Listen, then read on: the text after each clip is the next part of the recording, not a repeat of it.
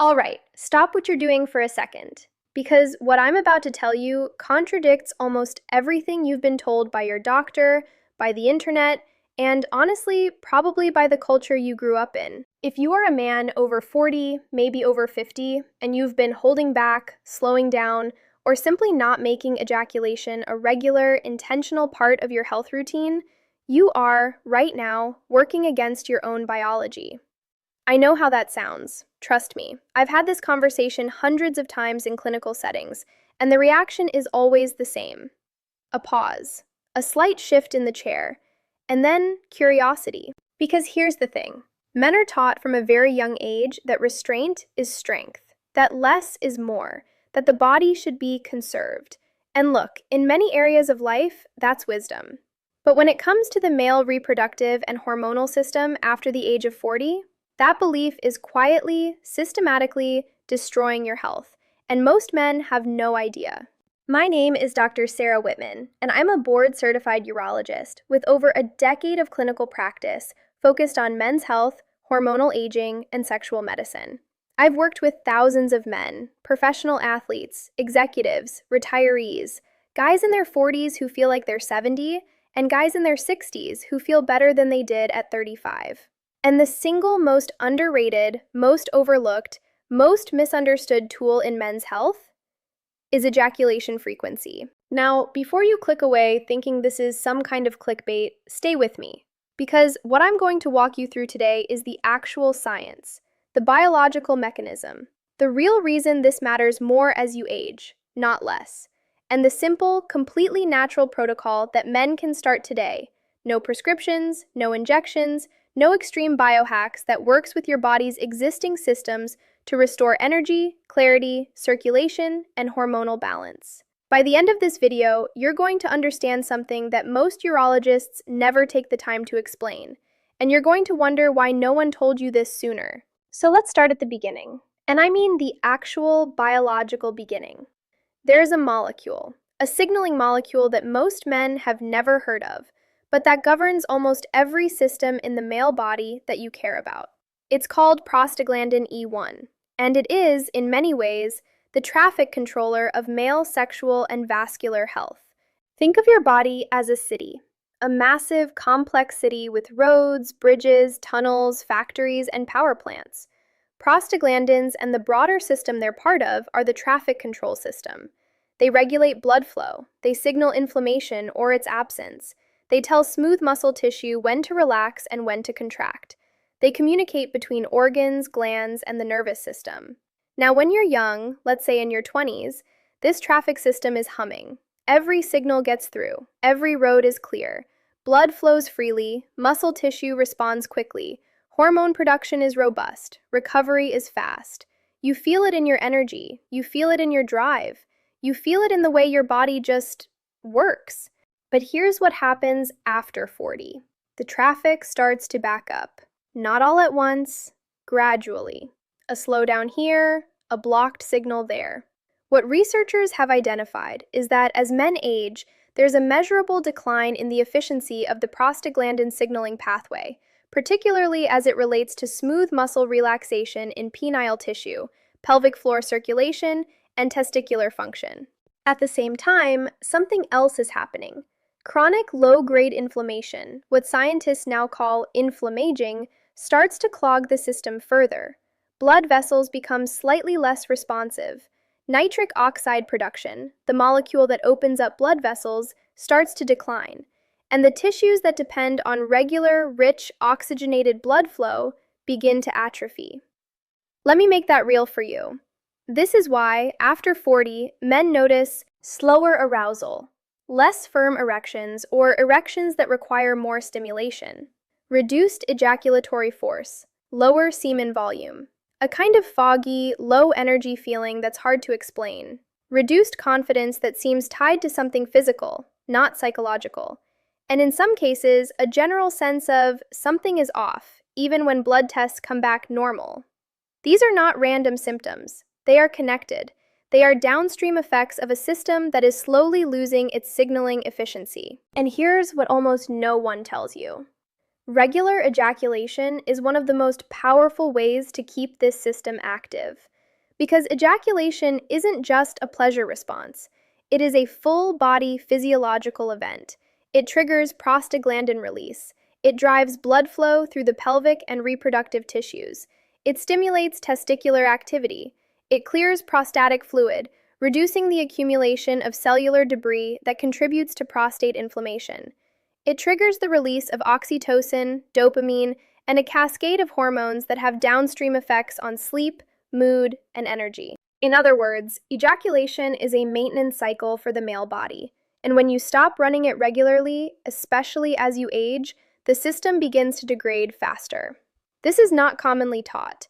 Your GP probably didn't tell you this. Your urologist, if you've seen one, may have mentioned prostate health briefly and moved on. But the full picture, the integrated picture of what regular ejaculation does for a man's entire biological system as he ages, most men never hear it. Until now. Now, I can hear what some of you are thinking. Okay, doc, so I just need to ejaculate more often. Simple. Got it. And on one level, yes, frequency matters enormously, and we'll talk about that. But here's where most men get stuck, and why I wanted to address this specifically. Because a lot of men over 40 try to re-engage with their sexual health, and it doesn't go the way they expect. They notice the arousal isn't as spontaneous as it used to be. The response is slower. The experience feels diminished, and so they assume the problem is psychological. They assume it's stress or age, or that they've just lost it somehow. So they try harder. They think about it more. They look for motivation. They push through, and it still doesn't feel right. Here's the analogy I use with patients. Imagine you have a car that's been sitting in a garage for 2 years. You want to drive it. You get in, you turn the key, and the engine turns over, but it runs rough. The fuel lines are partially clogged. The battery is at 60%. The oil has degraded. You can absolutely drive the car, but you're not getting full performance. And no matter how hard you press the accelerator, you can't get past a certain threshold. The problem isn't the driver. The problem isn't motivation or effort or mindset. The problem is that the inputs the system needs, the fuel quality, the lubrication, the electrical charge, have been depleted. This is exactly what happens in the male body after 40. You can't just try harder and expect the system to respond the way it did at 25, because the substrate has changed. The raw materials that your body uses to produce testosterone, to generate nitric oxide, to create and sustain erections, to produce semen, those inputs are not at the same levels they used to be. And this is the conversation that nobody is having, because the standard medical response to this is to prescribe something, a pill, an injection, a topical. And look, there are absolutely cases where those interventions are appropriate, and I prescribe them myself. But what if we address the inputs first? What if, before we override the system with pharmaceuticals, we gave the body what it actually needs to run the cycle on its own? That's what the rest of this video is about. The natural compounds, the biological inputs, the specific nutrients and methods that researchers have identified as genuinely capable of restoring the signaling efficiency of the male reproductive system, even in men who are 50, 60, or beyond. And when you stack these correctly, the difference is not subtle. Let's start with the first one, and this one is going to surprise you. L-Citrulline. If you've never heard of this amino acid, write it down right now, because in the past decade, this compound has become one of the most well-researched natural interventions for male vascular health, and most men are completely unaware of it. Here's how it works. Your body needs nitric oxide.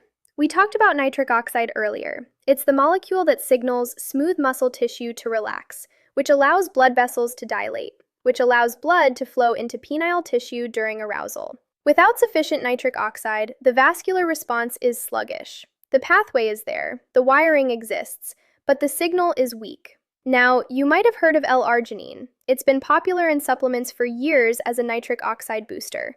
The idea being, give the body more arginine, it converts to nitric oxide, problem solved. Except, there's a problem with that logic. When you take L-Arginine orally, a significant portion of it is broken down by an enzyme in the digestive tract before it even enters the bloodstream. So, you're getting a fraction of what you ingested. It's like trying to fill a bathtub with a hose that has a dozen holes in it. L-citrulline is different. And this is the elegant part. When L-citrulline enters your bloodstream, your kidneys convert it directly into L-arginine, bypassing the digestive breakdown. The result is substantially higher plasma arginine levels than you'd get from taking arginine directly. Studies confirm this. Researchers have measured it. The bioavailability comparison isn't even close. And then that arginine converts efficiently to nitric oxide. The effect on blood flow in the pelvic region is measurable, and, for many men, noticeable within the first couple of weeks of consistent use. Now, here's why this matters specifically for ejaculation and what happens during that cycle. When nitric oxide signaling is robust, the entire vascular event of arousal and orgasm is more complete. Blood flows more freely into erectile tissue. Muscle contractions during ejaculation are stronger and more coordinated. Prostatic fluid movement is more efficient. The refractory period, the recovery window after ejaculation, shortens, and, importantly, the pelvic tissue is better oxygenated between sessions, which reduces the atrophic changes we talked about earlier. Some men describe the difference as a kind of reawakening. Not dramatic, not overnight, but a gradual, building sense that the plumbing is clearing, that the response is coming back online. You'll often find L-citrulline in watermelon. It's actually where it was first isolated, which is why watermelon has been anecdotally associated with sexual health for generations across multiple cultures. Coincidence? No. Biology. In supplement form, research suggests effective doses are in the 3 to 6 gram range daily, ideally taken in the morning or about an hour before any physical activity, including sexual activity. But here's the thing. L-citrulline is what I call the awakener. It reboots the vascular pathway. It clears the road. But what happens once the road is clear if the factory producing fuel is still running below capacity? That's where the second compound comes in. Tongkat Ali, also known as Eurycoma longifolia, or in traditional medicine circles, simply long jack. This root extract from Southeast Asia has been used for centuries. Literally centuries, by men in Malaysia, Indonesia, and Thailand. And for a long time, Western medicine dismissed it as folk remedy, as herbal mysticism. Then the researchers started actually looking at it. And what they found changed the conversation. Tongkat Ali works through a mechanism that is completely different from L-citrulline, which is exactly why these two work so powerfully together. While L-citrulline addresses the vascular pathway, the highway that blood travels, Tongkat Ali addresses the hormonal factory. Here's what's happening hormonally in most men over 40. Testosterone doesn't just decline because your body is producing less of it. That's part of the story, but it's incomplete. A significant portion of the testosterone that is produced gets bound, captured by a protein called sex hormone binding globulin, or SHBG. Think of SHBG as a parking garage with a very aggressive attendant. Testosterone drives up, the attendant takes the keys, parks the car, and testosterone can't go anywhere. It's in your bloodstream. It shows up on a blood test, but it's bound. It's not bioavailable. It can't enter cells. It can't do the things testosterone is supposed to do: drive libido, support muscle maintenance, sharpen mental clarity, support sperm production. As men age, SHBG levels tend to rise. So even men who are producing decent amounts of testosterone can have functional testosterone deficiency because so much of it is locked up. Tongkat Ali's primary mechanism, confirmed across multiple clinical studies, is its ability to reduce SHBG binding, to, in effect, send the aggressive parking attendant on a long break, and release testosterone back into active circulation. The result is an increase in free testosterone, the testosterone that your body can actually use. But it goes deeper than that. Research has also shown that Tongkat Ali contains compounds called quasinoids that appear to stimulate Leydig cells, the cells in the testes responsible for producing testosterone in the first place. So you're getting a double effect: more production and more efficient use of what's produced. When you stack this with L-citrulline, here's what you've created. You have the highway now functioning better: better blood flow, better vascular response, better tissue oxygenation. And you have the factory now running at higher capacity, more available testosterone, better hormonal signaling. Men who add these two together consistently report a return of spontaneous desire, that feeling of natural drive that you maybe wrote off as just aging, greater physical confidence, that hard-to-describe sense of being more present in your body, more complete ejaculatory experience, more volume, more force, more satisfaction, and a kind of hormonal baseline that starts to feel like it did when you were younger, without anything synthetic. The clinical dose for Tongkat Ali extract is typically 200 to 400 milligrams of a standardized extract daily. Timing matters. Morning is generally preferred as it aligns with the body's natural testosterone peak. Now, we've opened the highway, we've restarted the factory, but there are several more systems we haven't touched yet. Systems that, when activated, stack onto what we've already built and push the whole protocol to another level entirely. This is where things get interesting, because what I've described so far, L-Citrulline and Tongkat Ali, is a powerful foundation, but the male reproductive system doesn't operate in isolation. It's connected to your stress response, your mitochondrial health, your inflammation levels, your zinc status, and your nervous system. And when you address multiple systems simultaneously, when you stack, the compounding effect is significantly greater than any single intervention alone. Let me walk you through 4 additional inputs that complete this protocol. Number 1, zinc. Zinc is not sexy. I know. You've heard of zinc. You probably associate it with cold remedies. But zinc is the single most critical mineral in male reproductive biology, and deficiency is staggeringly common, particularly in men who exercise regularly, eat a processed diet, or drink alcohol frequently, because all of these deplete zinc rapidly. Here's the direct connection. Zinc is required for testosterone synthesis. It's a cofactor in the enzymatic pathway that converts cholesterol into testosterone in the Leydig cells. Without adequate zinc, that conversion is impaired. The factory has the raw materials, but is missing a critical tool on the assembly line. Zinc is also required for sperm production and motility. For prostate health, the prostate has the highest concentration of zinc of any organ in the body. And for proper function of the enzyme that converts testosterone to its more potent form, DHT. Studies show that zinc supplementation in deficient men can raise testosterone levels significantly in some cases, bringing them back into normal range without any other intervention. Food sources. Oysters, by far the richest natural source. This is not a myth. Red meat, pumpkin seeds, shellfish. Supplementation with zinc glycinate or zinc picolinate in the 25 to 45 milligram range is effective and well tolerated for most men. Number 2, Ashwagandha KSM 66 extract. Cortisol is testosterone's enemy. This is not metaphor. This is direct biochemistry. Your body uses the same hormonal precursor molecule, pregnenolone, to produce both cortisol, your stress hormone, and testosterone. When you're under chronic stress, your body prioritizes cortisol production. The pregnenolone gets routed away from testosterone synthesis. This is called the pregnenolone steal, and it is one of the primary hormonal mechanisms that destroys male vitality in middle age.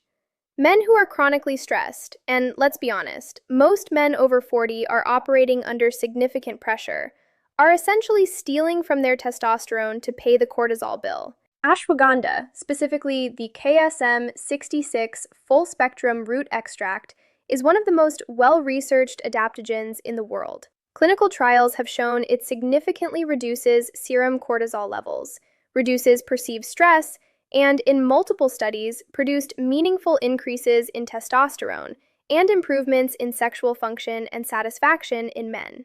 It also has direct testicular support effects.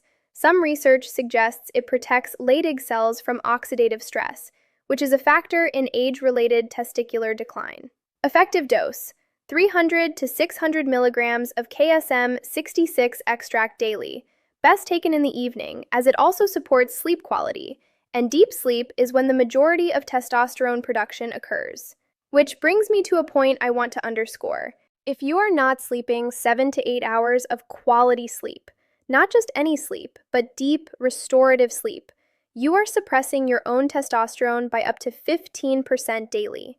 That is not a small number. Sleep is not optional in this protocol. it is structural. Number 3.